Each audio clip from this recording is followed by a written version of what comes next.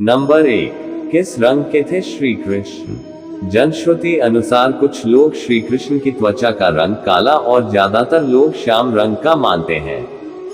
श्याम रंग अर्थात कुछ कुछ काला और कुछ कुछ नीला, मतलब काले जैसा नीला। जैसा सूर्यास्त के बाद जब दिन अस्त होने वाला रहता है तो आसमान का रंग काले जैसा नीला हो जाता है। जनश्रुति अनुसार उनका रंग न तो काला और न ही नीला था, ये भी कि उनका रंग काला मिश्रित नीला भी नहीं था। उनकी त्वचा का रंग श्याम रंग भी नहीं था। दरअसल उनकी त्वचा का रंग मेघ श्यामल था, अर्थात काला, नीला और सफेद मिश्रित रंग। नंबर 2, के शरीर का गुण। कहते हैं कि भगवान श्री कृष्ण की देह कोमल अर्थात लड़कियों के समान मृदु थी, लेकिन युद्ध के समय उनकी देह विस्तृत और कठोर हो जाती थी। जनश्रुति अनुसार ऐसा माना जाता है कि ऐसा इसलिए हो जाता था क्योंकि वे योग और कलारिपटु विद्या में पारंगत थे। इसका मतलब ये कि श्री कृष्ण अपनी देह को किसी भी प्रकार का बनाना जानते थे, इसलिए स्त्रियों के समान दिखने वाला उनका कोमल शरीर युद्ध के समय अत्यंत ही कठोर दिखाई देने लगता था।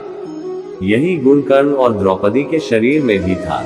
नंबर 3, सदा जवान बने रहे श्री कृष्ण। भगवान कृष्ण का जन्म मथुरा में हुआ था। उनका बचपन गोकुल, वृंदावन, नंदगांव, बरसाना आदि जगहों पर बीता।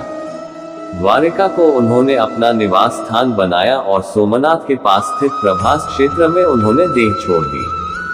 दरअसल भगवान कृष्ण इसी प्रभाव क्षेत्र में अपने कुल का नाश देखकर बहुत व्यथित हो गए थे। वे तभी से वहीं रहने लगे थे।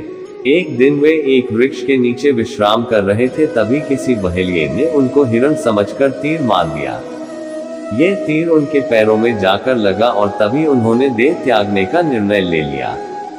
एक दिन वे इसी प्रभाव क्षेत्र के वन में एक पीपल के वृक्ष के नीचे योग निद्रा में लेटे थे, तभी जरा नामक एक बहेलिये ने भूलवश उन्हें हिरण समझकर विषयुक्त बाण चला दिया, जो उनके पैर के तलुबे में जाकर लगा और भगवान श्री कृष्ण ने इसी को बहाना बनाकर देह त्याग दी। जनश्रुति अनुसार भगवान श्री कृष्ण ने जब देह त्याग किया तब उनकी देह के केश न तो श्वेत थे और न ही उनके शरीर पर किसी प्रकार से झुर्रियां पड़ी थी, अर्थात वे 119 वर्ष की उम्र में भी युवा जैसे ही थे।